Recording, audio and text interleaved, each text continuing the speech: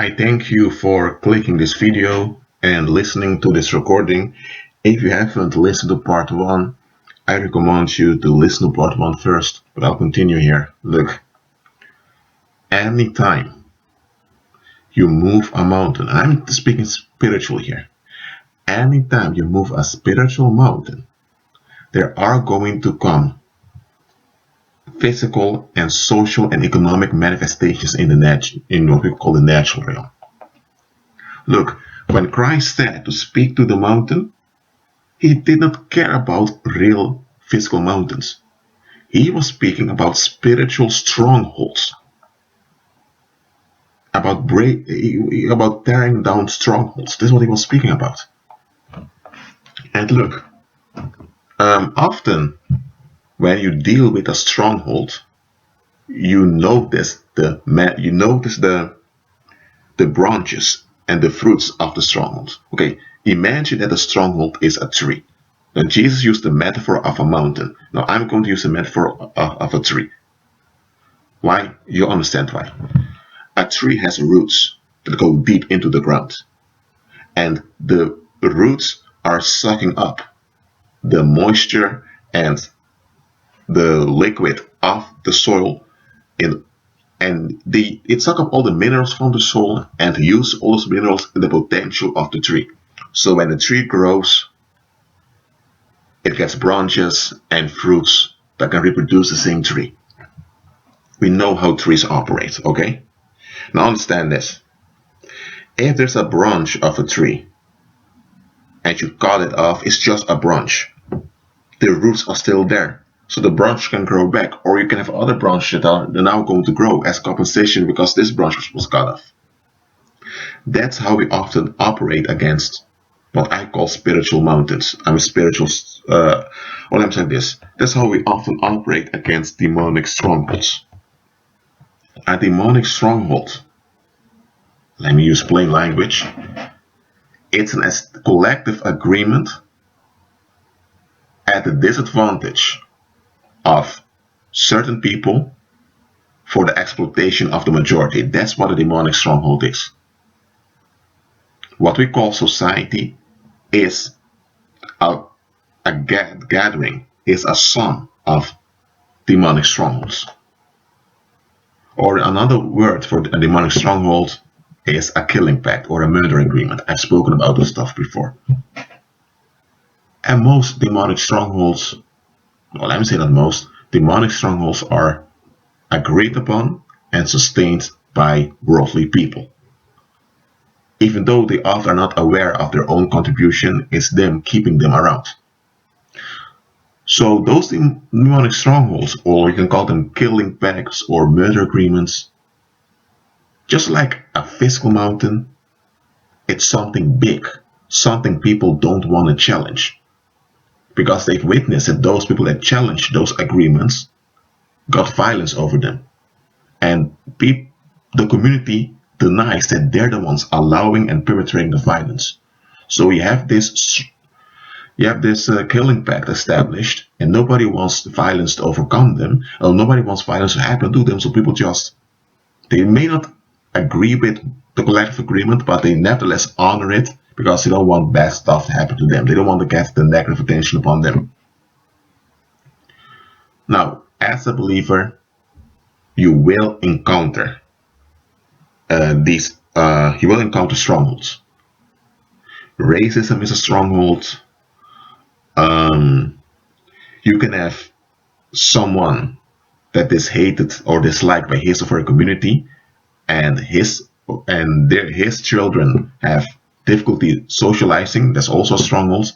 I mean, you have various types of strongholds. And Christ told us to speak to the mountain, to speak against the strongholds. Often, we occupy ourselves with a manifestation of the strongholds and how to deal with that manifestation based on our own strength or our own knowledge. But Christ didn't say that we have to deal with the manifestation of strongholds. Christ told us to deal with the stronghold itself. Well, I'm going to give illustrations now to illustrate to you what I mean. Okay, Let's say you have a young woman in a community and she has migraines, a lot of migraines. Her doctor has put her on prescription drugs she's swallowing a lot of painkillers against the headaches. But one day the painkillers don't work effectively anymore. She has become depressed by all those migraines. And she went to a psychotherapist a few times, but she began to feel uncomfortable. And the psychiatrist understood plainly what was going on with her, but he didn't want to point it out because he saw that she wouldn't be able to bear with it. So he left it at that. Let's call this young woman Anna, or Anne. So one day Anne is at Starbucks drinking her coffee, and on the street she encounters one of her former classmates. Let's call him Pedro or Peter. And she goes outside to greet Peter, and Peter's thinking, "Oh, Anne, cool, nice to meet you." And they chat for a while. And then Peter asks, "Anne, are you alright?" Peter sensed that something was going on. And Anne was thinking, "Oh no, I'm fine, I'm fine, I'm fine." "Are you sure?" Peter asked. And Peter said he was on his way to his work, and that Richard was there also. Richard was another schoolmate of theirs. And well, she decided to join him. And Richard is a believer, he's filled with the Holy Spirit, and he has a lot of experience in both spiritual warfare and in discerning spirits. So Anne walks in. Richard immediately senses that she's in big trouble. And Richard understands clearly why. Because this Anne is from a household where there was a lot of family conflict. And this conflict affected how she communicated with others. It affected the way her brain processed emotions, due to the shocks she experienced, though because of the climate of family conflict. So during school, a lot of the other pupils reacted against her because, according to them, she was annoying, all of that. And Anne repressed all of these painful experiences. She didn't know she repressed them, it's just what happens to her. But because of that, she became she wasn't really distant, but she could have this cold appearance. And also in college, she had this. And here's the thing, people began to rumor about her, talk bad about her, and all of that. So more people contributed to her condition. She was not aware of it. Richard is. Now, this woman now, she doesn't have a job. She has a degree. Because what happened, a lot of people began to speak bad about her. And all this witchcraft, all this negative meditation, all this negative perpetual thinking towards her caused a negative climate around her. And a lot of people agreed with the gossipers against Anne. So Richard understood that psychotherapy would not help. He understood that this was a deep issue that a lot of people invested in, a lot of people were responsible for. And so he realized this needs to be dealt spiritually. So Richard prayed for Anne, and Richard spoke to the mountain. He dealt with the negative agreements that people had about Anne. He teared them down in the mighty name of Jesus Christ. He spoke to the circumstances as mountains and commanded them to be uprooted, removed, and destroyed. He used symbolic language, just like Christ did. He did this. The moment he decreed this in faith, things happened in the spiritual. what happened? The demons that were feeding off of this killing pact, they were binded and they fled because the fire and the power that was released from the decree that Richard made, well, it affected the demons, and they let go of it. So the stronghold was broken in the spirit right there. Now comes the physical manifestation. Now comes the manifestation in the natural realm. Soon after that, the migraines of Anne stopped. Soon after that, she got a job. She also met with someone online via dating site, and they were engaged. Suddenly, she met all kinds of other people that she befriended all kinds of other people later on. So because what was happening, all the negative meditation towards her hindered her from being delivered, hindered from getting healed in order to move on. Everywhere she went, there were these demons around her that scared people off through her, but those people didn't see those demons, they just sensed something. Anne was not aware of this. But a lot of people didn't take responsibility for what they felt. A lot of people just thought they didn't like Anne. They justified how they felt. They were not aware it was demons causing it, but nevertheless they were responsible for how they treated Anne. But they didn't want to acknowledge that something was wrong. They were just selfish, self-centered, wanted to look after their own interest. Now what happened? A lot of the people that agreed against Anne began to encounter her in town. And they became uncomfortable because they expected her to be lonely, a loner, without friends. They expected that of her. Here's the thing. They spoke bad of Anne, they talked bad of Anne. They used her as a bad example to feel good about themselves. That was their investment. And they only were interested in their own validation.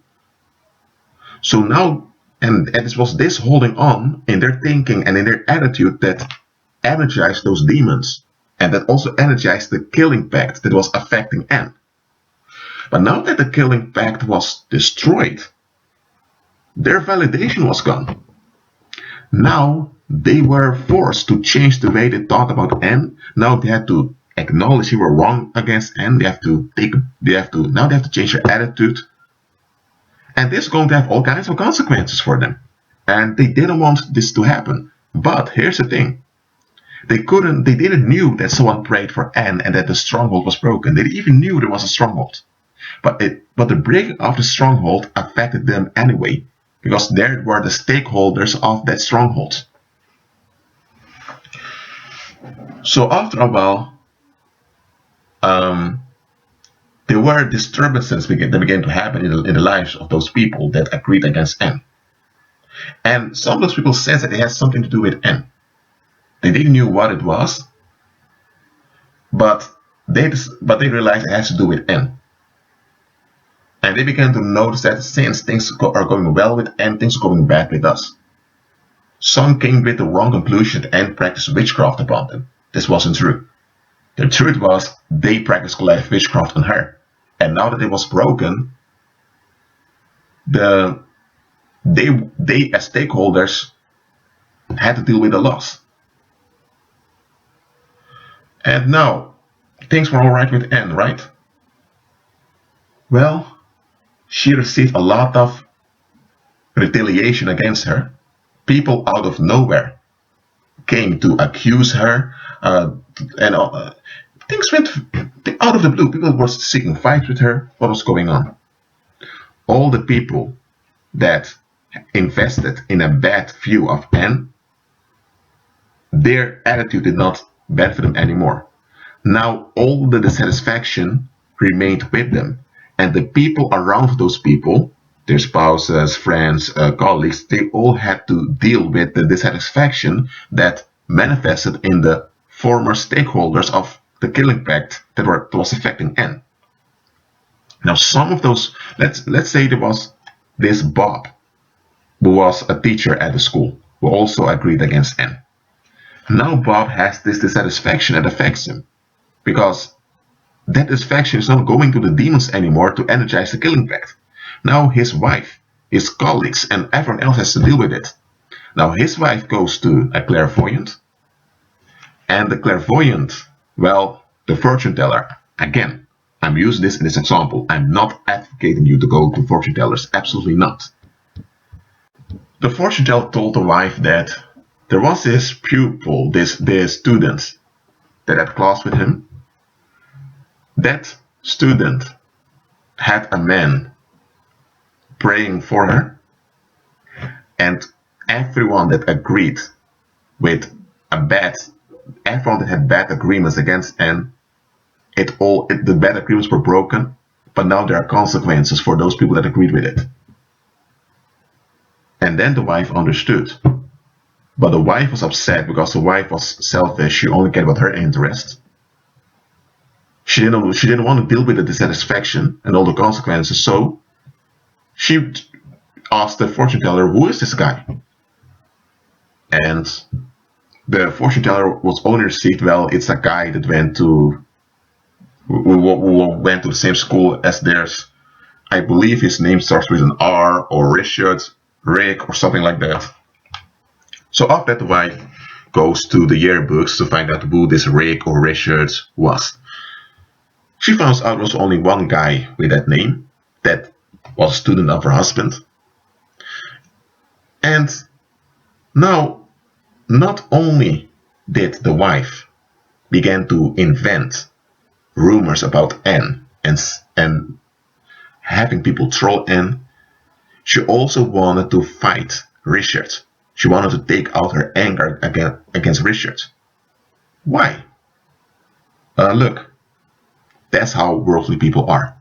They are self-centered, focused on their own interests, and most of the time, they don't really care what their interest costs someone else. And they are in denial of their selfishness and what it does to their environment. So they are holding on. The moment what they're holding on to is broken down through faith, they don't take that.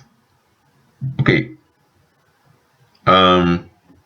So in this case, Anne had to deal with trolls, but Richard had a lot of bad attention upon him now.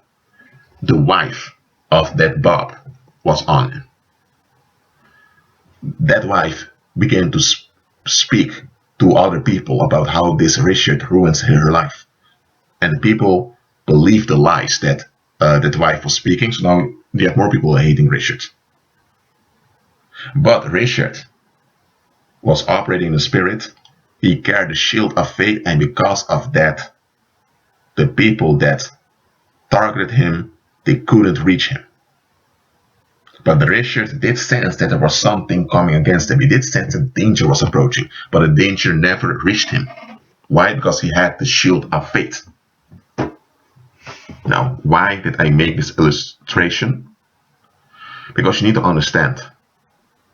People have this fantasy view that speaking against mountains is you repeat a sentence multiple times in faith, and man, you have relief.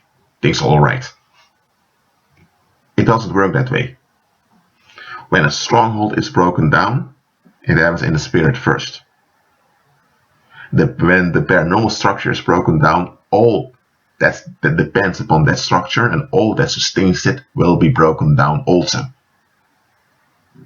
And here's the thing, a lot of people, they are attached to the manifestations of the stronghold. So when the stronghold has been broken down, and that means all the comfort they're getting from those manifestations are going to disappear too. And people are going to react violently against that.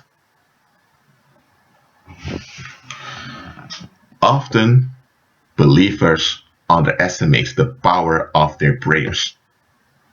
And let me tell you another thing before I close this video. A lot of the resistance and a lot of the attacks And a lot of the people coming against you or can't stand you that you have encountered, I'm talking to believers now, are the consequence of you operating by faith. Your prayers have targeted strongholds that were affecting you.